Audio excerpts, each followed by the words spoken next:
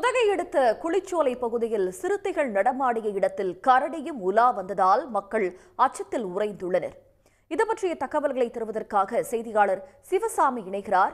சிவசாமி, தற்போது இந்த கரடியுடைய நடமாட்டத்தால் அந்த பகுதி மக்கள் எந்த அளவுக்கு அச்சத்தில் இருக்காங்க? விவரங்கள். உதகை அருகே இருக்கக்கூடிய குளிச்சோலை பகுதியில் 100க்கும் மேற்பட்ட குடியிருப்புகள் உள்ளன.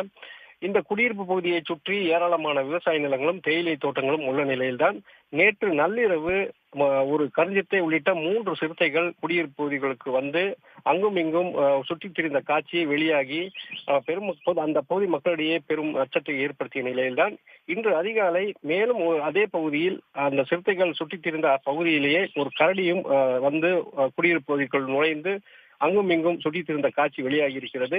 நேற்றைய தினம் ஒரு கருஞ்சித்தை உள்ளிட்ட 3 சிறுத்தைகள் அந்த பகுதியில் வந்ததால் ஏற்கனவே பொதுமக்கள் அச்சமடைந்திருந்த நிலையில் தற்போது கரடி வந்து அந்த குடியிருப்பு பகுதிக்குள் நுழைந்து உணவு தேடிய சம்பவம் பெரும் அச்சத்தை ஏற்படுத்தி இருக்கிறது.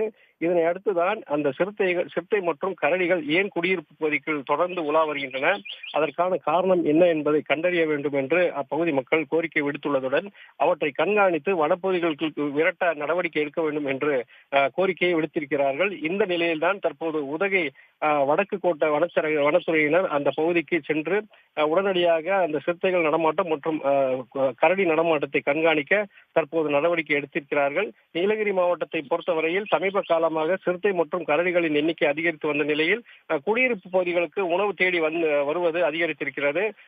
ஏற்கனவே பல்வேறு மலை கிராம மக்கள் அச்சமடைந்திருந்த நிலையில் தற்போது உதகை அருகே இருக்கக்கூடிய குளிச்சோலை பகுதியிலும் நேற்றைய தினம் சிறுத்தைகளும் இன்றைய தினம் கரடியும் உலா வந்த காட்சிகள் வெளியாகி பெரும் பரபரப்பையும் அச்சத்தையும் ஏற்படுத்தியிருக்கிறது. தங்களுடைய விவரங்களுக்கு நன்றி சிவசாமி. உடனுக்குடன் செய்திகளை தெரிந்து கொள்ள சன் நியூஸ் பெல் ஐகானை கிளிக் பண்ணுங்க.